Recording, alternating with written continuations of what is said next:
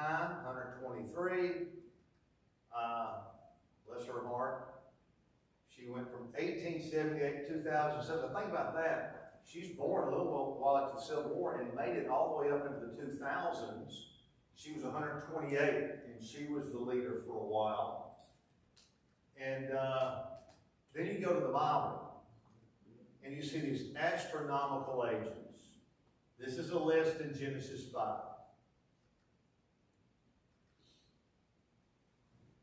Every time I see Mahalalel, I think about that song. Hallelujah. You can't ever say Mahalalel. I don't know where to stop. Jared was in third place, 962. Enoch, he's got the asterisk. He's got the Barry Bonds asterisk. Why? He didn't make it. Yeah. He didn't make it the normal way. Yeah, he took on off before he died. So we put an asterisk there. Methuselah, the gold medal winner. Lamech, 777. And then after you get out of Genesis 5, you go into the Noahic story. Noah, and I've got that in, that's supposed to be the bronze. He got the bronze medal. Jerry's in the silver there at 950. If you kick out Enoch and add them up and divide them, the average age of these guys is 912. So to liberal theologians, that is a joke. Those are inflated. It's fairy tale. It's mythical. I want to spend a little bit of time showing they could have lived that long without God miraculously propping them up every decade. I'm talking in a normal flow of life. I think it was very possible under the pre-flood world conditions for that to happen. And I want this to all set the stage for the flood having to come next week. But I have wondered, because of these inflated figures, just think about it. If we think about how we look at aging, did they not get their driver's license till they were like 75? You know, did you go to school for like 50 years? Did 25 years of college? Is that what it was like? Or, my wife and I were celebrating our 750th wedding anniversary. Or I've had kids ask for, what did they look like when they were like 300? You know, or running into somebody. Hey, you look great. I haven't seen you in 200 years. You don't look a day over 500. You look great. They get over their kids. Now, you kids, y'all are too young to be getting married. Y'all are just 100. Date a couple of centuries. Then settle down after you get to know each other. Because these agers are so fantastic. But I want you to look at something. Even on this sin-cursed earth, with all of the pollutants and things that have gone wrong since God's creation, National Geographic did a study in 4 or 5 different places around the planet where the citizens in those villages averaged 100 years. That's the average. Here, when somebody hits 100, man, you know, they're put on, you know, the Today Show, and we make a big deal out of that. And here's some of those areas. It's in Central and South America, some areas in Russia and China, and these are all up in the mountains, and they're away from a lot of the city stuff, okay? This lady here, now you can tell she's old, but most 95-year-olds are not going to be baking bread outside for the family. I mean, most of us, what are we going to be doing at 95? I'll be staring out a window. My great-grandkids playing tic-tac-toe on my bald forehead with a Sharpie, you know, while I'm looking out the window. But look at her. Now look at this guy. Obviously old. The guy's 98 and he's in his military garb. Looks like he's up singing or dancing and at some family deal. He's 98. If you get up at 98, there's probably 2 or 3 people helping you up. This guy is 100. If we're 100 and they put us on a horse and the horse takes off, it's going to be Humpty Dumpty had a great fall. We're going to snap in two. He's out there riding around in the fields. Man is 108. Dog's age unknown. Thank you for enjoying that. He's 113, his wife 101. You know, he probably got a lot of flack when they were 12 years old. But once you hit 100, the age gap's not that big a deal, you know. Looks about the same. This guy, 117 years old, his prescription for long life, active physical work and a moderate interest in the ladies. Not a heavy, just a moderate interest, not a heavy interest. And then these last two, a 123-year-old getting a haircut in Central America, and then from Russia, this lady here. And they studied that, the National Geographic, when they went into these towns, they interviewed people all over the place. They went to churches and got baptismal records. They got birth records and marriage license, and they looked at all this because they did not want this to be, you know, a flippant study. So they're sure. They feel positive. The whole town did too. This lady was 130. Still smoking. That's the key, y'all. Maybe we've been wrong about tobacco. Smoked a pack of cigarettes a day for 62 years. When over 100, she held the record as the farm's fastest tea leaf picker. She had a son at 82. He was just getting started, wasn't he? So when you look at this list, it looks so ridiculous, but you think about if we can live in a really good situation in certain parts of the world and get up maybe to 120 and 130, what if you were in a pre-flood world in a perfect situation? Now, liberal theologians and even kids at school, and some of you may have thought about this, well, maybe their year was different. Maybe it wasn't the same length. I believe it was, or at least real close, okay? Let's look at some biblical proof for that. In the 600th year of Noah's life, in the second month, on the 17th day of the month, the flood began. So, we know, according to this one verse, they had at least how many days? 17. Then we keep reading. In the 10th month, so we know they had at least 10 months so far as we've been reading, and they were at least 17 days long. Okay, but we keep reading. Then it came about the end of 40 days. So when you read that whole text, you now go through the 11th month into the 12th month. Okay, then Noah's going to turn 601. And in the second month, on the 27th day, so we know they had 12 months that were at least 27 days long. And the Jewish calendar was, they think about 5 days shorter than ours. That's pretty close, okay? There's about 5 days shorter. Okay, then here's another little proof text. In Genesis 47, Joseph has brought his family down into Egypt to live. And Pharaoh sees this old man. And he does exactly what I've done a lot before. This used to be impolite. I don't think it is anymore. To ask someone how old they are. I know that used to be just anathema. We couldn't do that. I think people are proud to tell you, this is how long I live. This is what all I've been through. So he's just like me. I like to ask older people how old they are. I like to see what they've lived through when they were born and how much history they've seen. So Pharaoh says to Jacob, how old are you, son? And he says, I'm 130. Now watch how he describes that 130. Few and difficult have been the days of my life. Look at the action. He said, few. Was he one of those guys staring out the window at the rest home? No. Okay? He's going to live 17 more years. Watch this. Watch what he says next. Few and difficult have been the years of my life, fewer than the years my ancestors lived.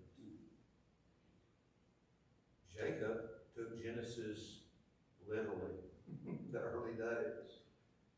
He's talking about these guys. And compared to them, he was a spring chicken.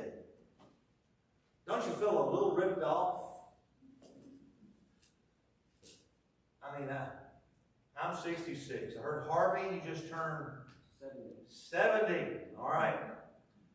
One of my students, just 3 days ago, she's telling me about her. She had I think a great aunt that died, and she was 70.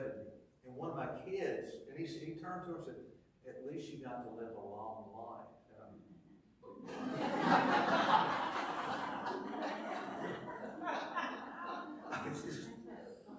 I mean, remember that's the way we look though. Look at it. They made it to 60. You just feel a little ripped off. And I would assume, that kid asked, "What do they look like on 300? I kind of picture it as at 300 you look 30, at 400 you look 40. I don't know. There's no way to know. Okay? Here's some very obvious reasons that they would have lived a long time. At least 3 of them are, and the 4th is a little bit of conjecture. I think it's kind of fun. Obviously, no air pollution. So they have none of that. Okay? No, that's before COVID. That's in some of those Asian countries, a lot of people did that all the time. Second, you had a pure gene system, chromosomes, you had perfect blood. Nobody was sick. My wife died of ALS 5 years ago. There's something in her that created some type of catalyst, or sometimes we have something in us like a congenital heart situation that doesn't come out. This kid dies on the football field, he's 25. There was something there. Adam and Eve were made perfect. They weren't born into a sinful world. They were created perfect. So their bodies were perfect. Their gene system. I mean, why would God create them and then Adam said, "Oh, they're..." And God goes, "It is good." Right. So they were in perfect shape. Thirdly, you had unpolluted soil, thus pure crops, resulting in a perfect diet. So this is what they ate. Not this. I haven't talked to Gerald about where we're eating afterwards. What the kids say? Oh, are y'all having me anyway? Instead? Okay, thank you. Where do you want to eat? Did you say which one you want to go to? You don't know? Okay. It's all health food. It doesn't matter, does it? I mean, look at that. I mean, you see the hot sign, I'm just like, it's an involuntary muscle response. I just turn in. If I see the hot sign, I don't even know what I'm doing. I want to lay on that belt as they go into that glade. So there's mine. There we are. That's it. Remember Rotiers? We're down there having a milkshake. He's 3, and I'm, cramming chocolate milk down. And they didn't have that. They didn't have those temptations. Okay? So you got that. And then fourthly, this is the conjecture. It's a little fun to talk about. It may not be feasible. I think it's kind of fun to look at, though. That the earth possibly could have been covered by a vapor canopy, a moisture vaporized crystalline canopy that kept everything pure and deflected the ultraviolet rays of the sun that ages, and that's why many of us we're fading out. I'll be clear in about 10 years. Just be transparent. Now, here's what that's based on, partially. In Genesis 1, God said, "Let there be a firmament among it." That's that old King James word. I always want to say firmament. Remember those? If you know what that is, you're old. Right? A lot of old people in here. You say that now to the kids, what is that? I think God said, "Let there be a firmament to divide the waters above from the waters below." So the sky, okay, it's been translated sky, vault, atmosphere. The Hebrew word is a very pretty word. It's rakia. The literal meaning of rakia in English, it's translated expanse, firmament, sky. Again, I got ahead of my slides there, so sometimes I'll tell you what was coming because I thought I knew what was coming up. But the literal translation, or definition rather, is to stretch out like hammered metal. Okay? And look at what Psalm says, that God stretches the heavens out like a curtain. Now, when you think of metal around the earth, don't think of metal like that. Okay?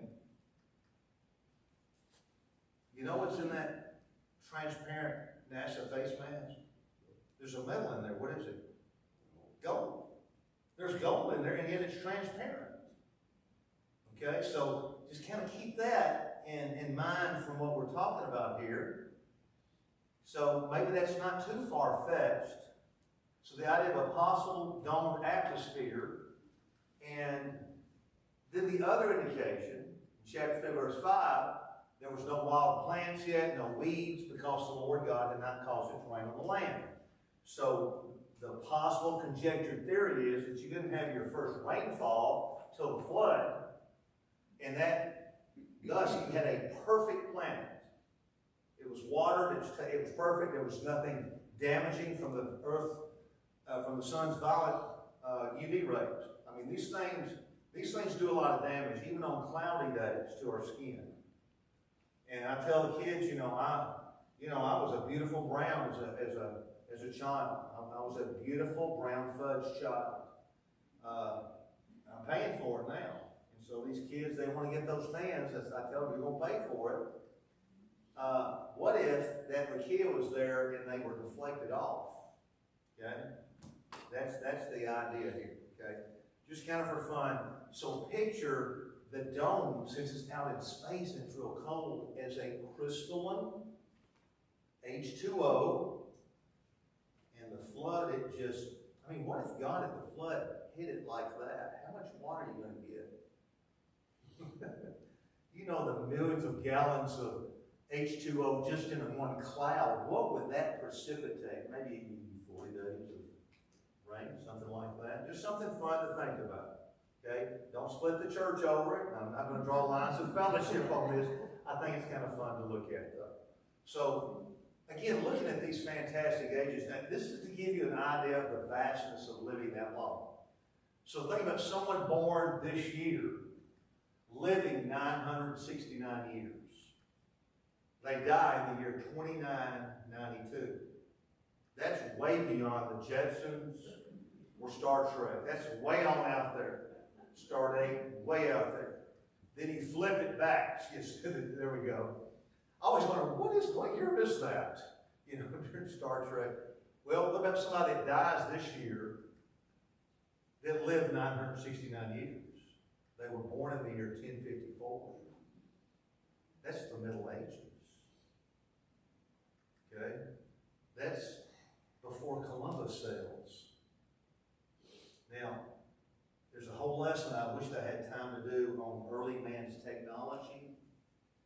See, we've been taught that Neanderthals hitting their wife with a club and dragging her into the cave. We've been brainwashed by that. How smart are you and I going to be if we practice our work? Let's take wouldn't you like to have a doctor that's been practicing medicine for 5 centuries? Be pretty smart. I mean, think about the expertise you would gain in whatever field of your vocation if you did that for 3, 4, 5, 600 years. And that knowledge keeps getting passed down. And there are structures all around the world. We don't know how they lifted them. We don't know. There's studies on, did they use sound vibration and could blow trumpets and drums and create vibration? When we were in Israel, the first time I went in 2000, they took us under the city and we saw some early foundation blocks that were longer than this wall.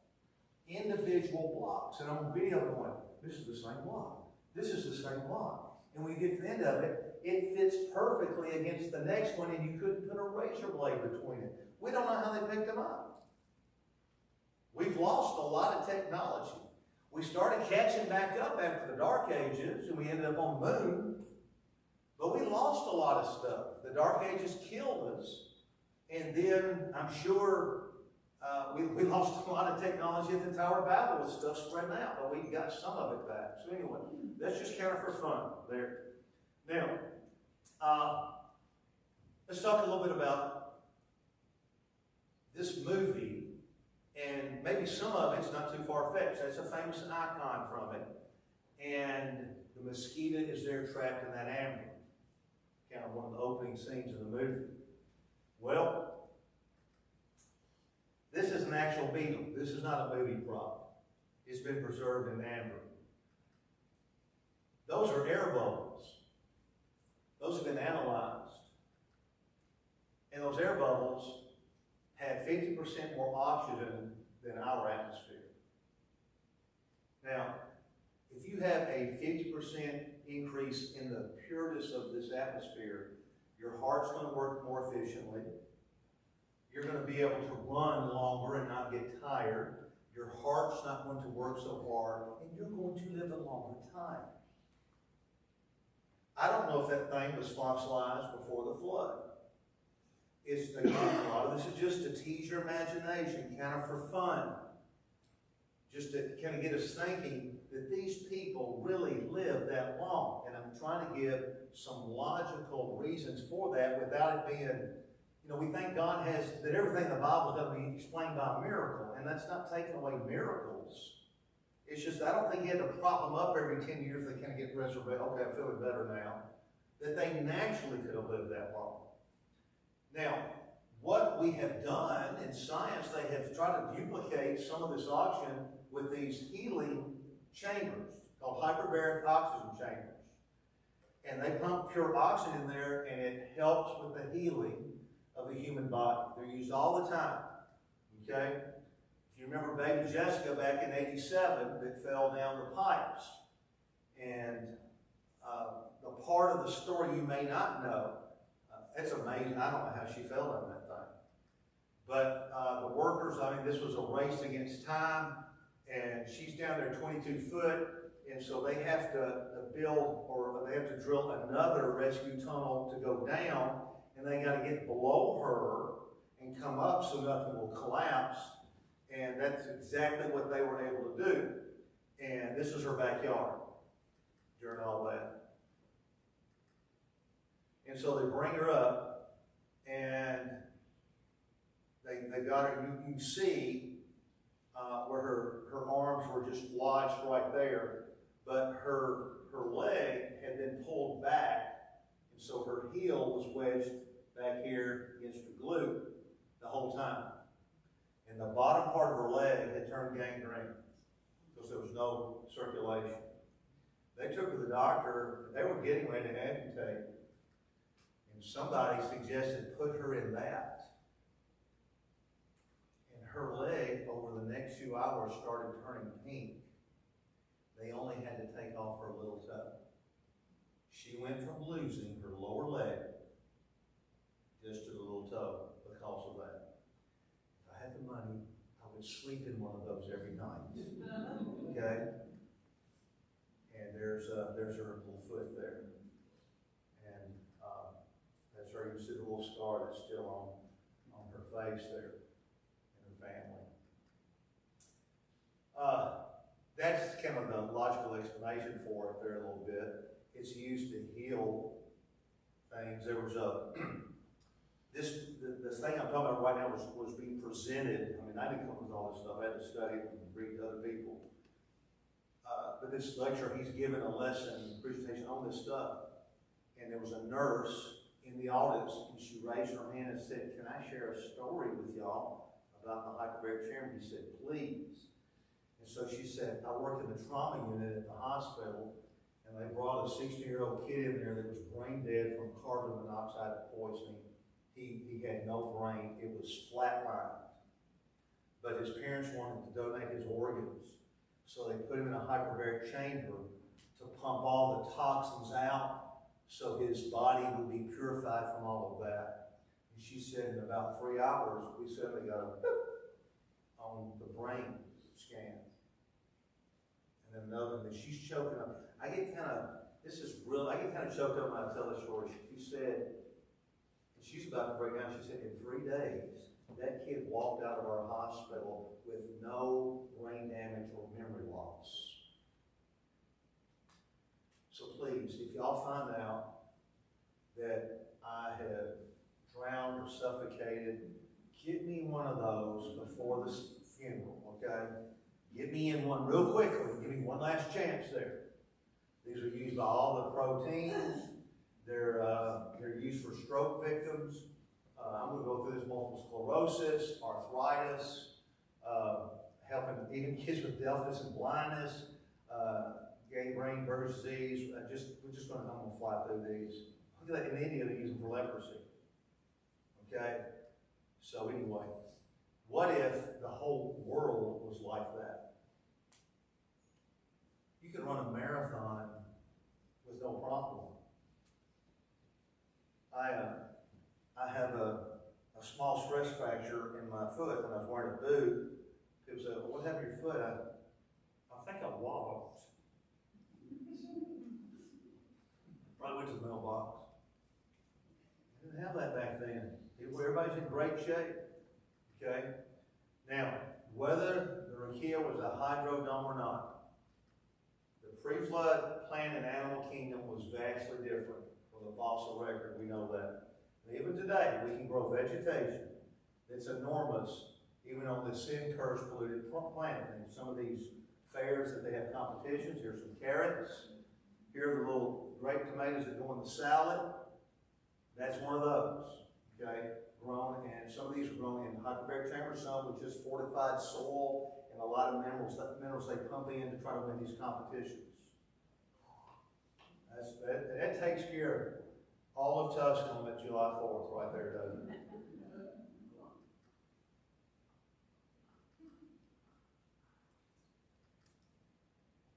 Cattails, get about this tall. They've been found in sedimentary rocks 60 feet long, that's 6 stories. Some have been found in the polar ice caps, fruit trees that were gigantic at the North Pole. Apparently the North Pole at one time was the North Pole. Because if you had a perfect Earth, you didn't have a North and South Pole. You didn't have deserts, you had a perfect Earth. Remember, the Earth would have been perfect everywhere. A polar ice cap is not perfect. Because if you're Adam and Eve and you're naked, and you could walk a long ways, then going north would not be beneficial with the North Pole being naked. Okay? So it was perfect everywhere. You didn't have deserts. Are deserts good? No, they're not good. They're pretty from an airplane, but they're not fun to live in. Okay? And we've grown some incredible animals. I mean, look at that guy. That's not a Photoshop either. That's this guy, 6'6". There's a 7'2" horse. Just think about these things living in a pre-flood world. If we're getting this big now, what it could have been in the old days. Well, barbecuing would take a long time without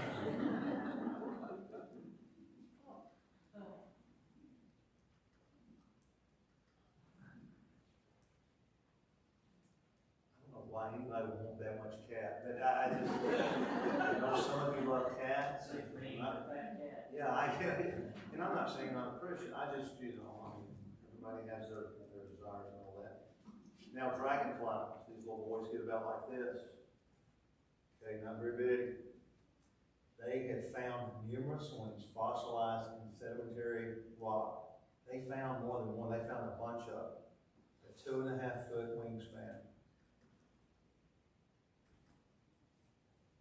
1.5 foot length. That's what it would look like. They're picking up little kids and carrying them off. Just unbelievable. Here's a mollusk shell. Those usually get about this big. There's a 16-inch one. So that's a big one. That's a big one. They found there's some snails 2 foot long. They found in France. Clamshells. That was in Peru, I believe. Here's a normal-sized shark tooth. There's a fossilized giant they found. That would have been the mouth like this.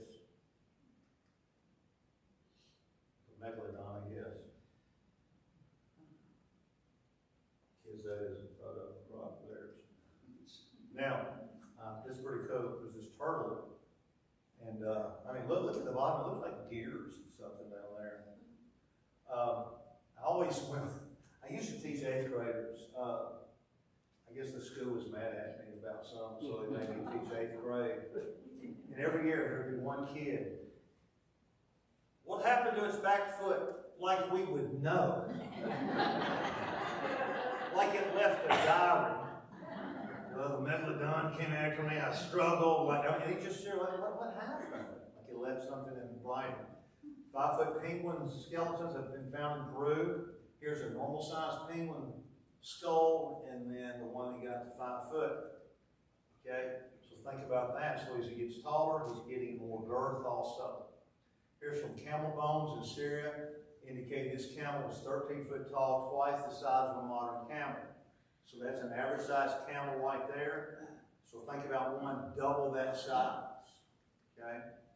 By the way, as we go through this, instead of saying, that's just impossible, we ought to be saying, that's what we should predict if we believe the Bible's literal.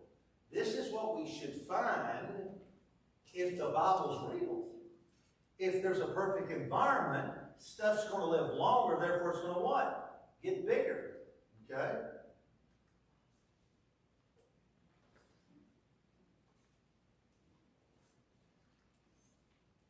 Here's part of the fossil remains. They estimate this thing would have been 450 pounds. There's a regular one beside the big one from the old days. That's what it would look like out there. What happened to the ball in that fever? Do what? What happened to Yeah, that's the thing. They're the same. same Yeah, same. It's the same thing. It's just bigger. That's exactly right. There's been no evolutionary digression, progression, whatever. All right. There's an armadillo. It was aggravating. You ever had one in your trash can? Where do we find them mostly? In squash. This was at the Smithsonian. I took a picture of in '95. The shell, I estimated to be about 6 foot long. It was 3 foot high and had head to tail 10 foot long. I had a picture of me leaning into it to get a size perspective. I couldn't find it, but I did see one up in Chicago at their museum there. Now, they're throwing evolution and the 3 billion-year-old, Earth and all that, and I'm going around going, this is stuff for this is 5. I'm taking all these pictures. This is going to be for my classroom on the literal Genesis account.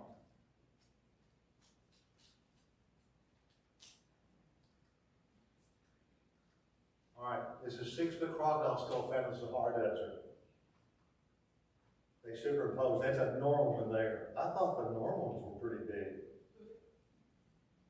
They estimate it would look like this. Now, if you were a paleontologist and you had never seen a crocodile before, and you came upon that skeleton, what would you think you had found? A dinosaur. Keep that in mind.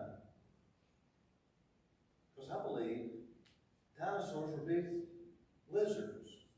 They just kept growing in a perfect pre-flood world. I think that matches the fossil record. I think the biblical account flies with that. The evolutionists are just creating this crazy Earth back there, and then, the asteroid hits the planet, and then, think about this one. Have you ever thought about this? The comet or the asteroid hits the Earth, and all the dinosaurs die out. But the squirrels made it. Why did the big guy, the toughest dudes on the planet, they didn't make it, but possums did. The alligators made it. Okay? How do we get our nickname for the predators? Yeah, they found a saber-toothed tiger skull. Okay? So I got to looking at the skeleton. Now this is just me having fun, okay? I'm not an expert on anything. But I got to looking at the saber-toothed tiger skeleton and thought, that thing was a big cat. That's the skeleton of a regular house cat. And I got to thinking, I wonder if the saber-toothed tiger was just a regular cat that kept growing in the pre-flood world. And we've turned it into this company of dinosaurs, and maybe just a regular house cat. What about the teeth? Well, look. Put him in the pre-flood world, he gets what are those going to do? They're going to keep coming down. This is just for fun. I don't know. I don't know. This is just to tease your imagination. I don't know. Okay? What's this guy? The sloth. They do kind of look like evolution. A bear and a monkey combined, don't they? They get about 2 foot long. Okay? Killer small. Yeah, this is at the Smithsonian. That's the one in Chicago. 14 foot tall. He would look like that. They've been known to stay on one tree their whole life. One kid said, "Well, that'd have to be a big tree to stay on one for your whole life." That's what they'd look like there. So the pre-flood world was probably loaded with bigger trees, animals from pole to pole, probably more vegetation. By the way, what have we got underneath us, buried and compressed, that's helping us travel around? Petroleum, oil, gas. What's all that from? Animals and plants. We've used a lot, there's still a lot down there. Where did it come from? The flood explains all of that. Turns it over, boom, packs it down, and then we get to drive to Bible class on the guts of a dinosaur. So, could people be bigger? That's always the question. Okay? We've had some big people, bless his heart. Robert, 8'11". But again, if you're living this long, aren't you going to get taller? Now let's go with that. How long in life a guy grows? Okay, I grew 2 inches in college, so most guys, or a lot of guys, grow till they're 20. Okay, I know the girls usually stop before them, but let's just go with the guy at 20. So if you die at 80, what fraction, now some of y'all may miss fractions when you skip school that day. What fraction is 20 over 80? Reduce it down. Okay. Gerald is really concentrating on that. Hey, did y'all cover that at Glen Cliff? I didn't know. Okay. So he was going, what? So we have to draw a 4, carry the 3. Yeah, 1/4. Okay? What if you lived to 800?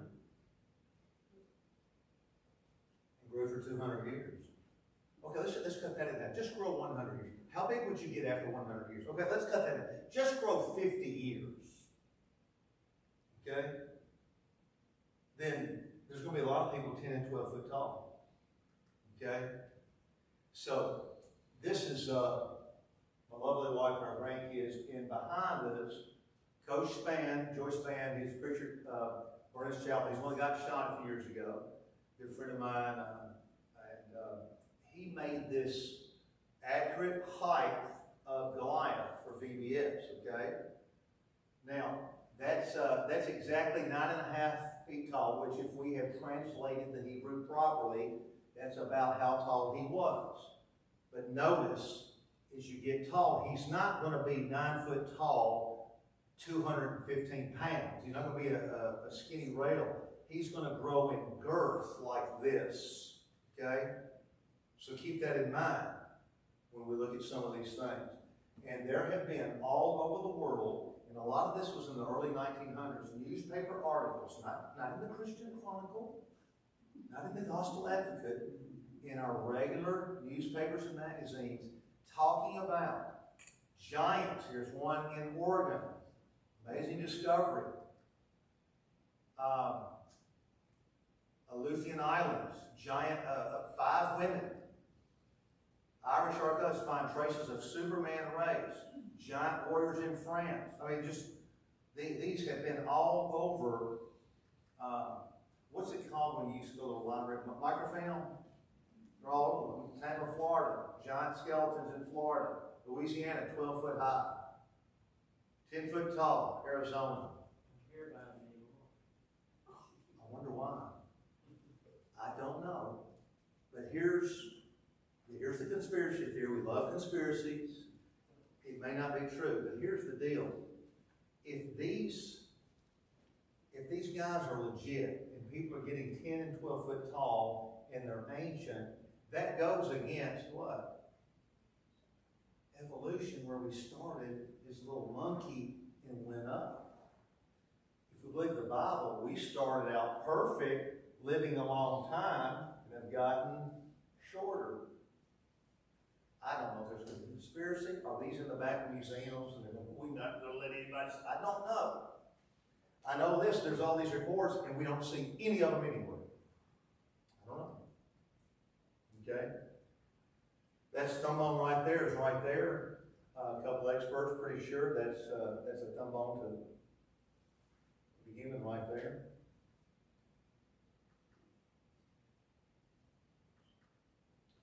There's our human hand bone. There's the three finger bones here. There's three bones right here. And that's those three finger bones. Whoever owned that hand was 12 foot tall. Approximately. Here's a human jawbone found in the bottom. Now that's my thumb beside that, a regular thumb bone, and then that other one. And here's my hairy hand beside three finger bones. If you get out if you just look up on the internet, type in a human skeleton, you can look and see ours, where they're the same as those three. We did 100 different pictures of them. Okay? So that means this person was either 12 foot tall or looked really weird with those hands. On my back. Get your hands up on defense. Good. There's an old toe bone found. It goes right there. Look at the size of it. Now, look at this human footprint. Again, like we said, it's not only going to be longer, it's going to get wider. Okay? That looks too fantastic. It looks like it could be on a, one of the, a Yeti or something, or Bigfoot, yeah. But again, you're going to go this way and wider also. Just thought that was pretty cool there. There's some old fossil footprints. In Nevada, man, I could not find a picture of this. I read about it, couldn't find a picture of it. Some guys had done some digging, and they found the shin bone. It was the part from the knee down to the foot, and mine is 2 foot. From here to here is 2 foot.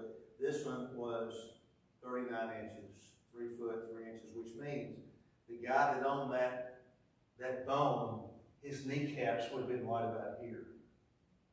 Okay? So he's going to be 12 foot, or again, got made fun of a lot for those legs, bless his heart. He would have been like this. Not much of a challenge there. And watch this. Here's the guys before the flood. I don't like to think that there's hidden messages in the Bible. I just think if we read closely, there's stuff there that we don't always see. Look at after the flood. Look how the ages go down. Something's missing. It's not as good a place.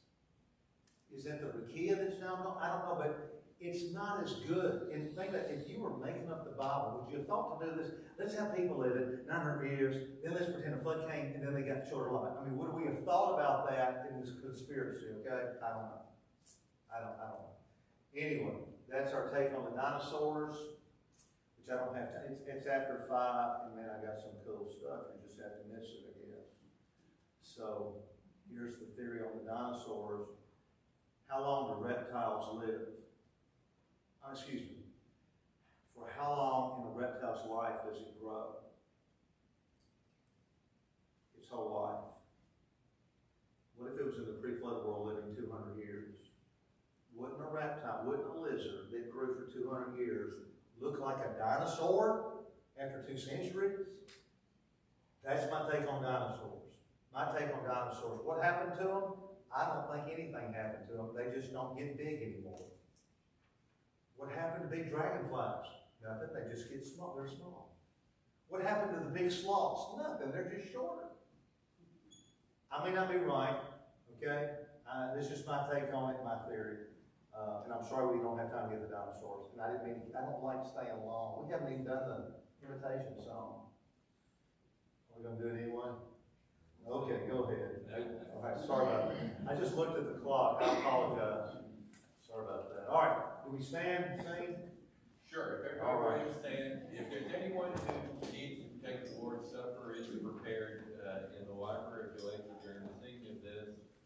number 68, give thanks.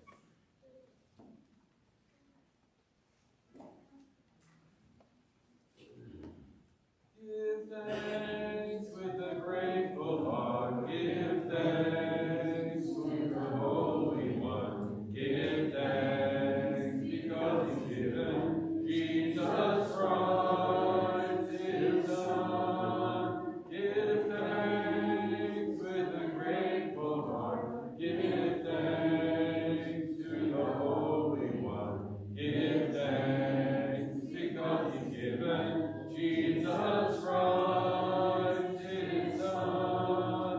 And now let the weak say, I am strong. Let the poor say, I am rich, because of what the Lord has done for us. And now let the weak say, I am strong. Let the poor say, I am rich, because of what the Lord has done for us.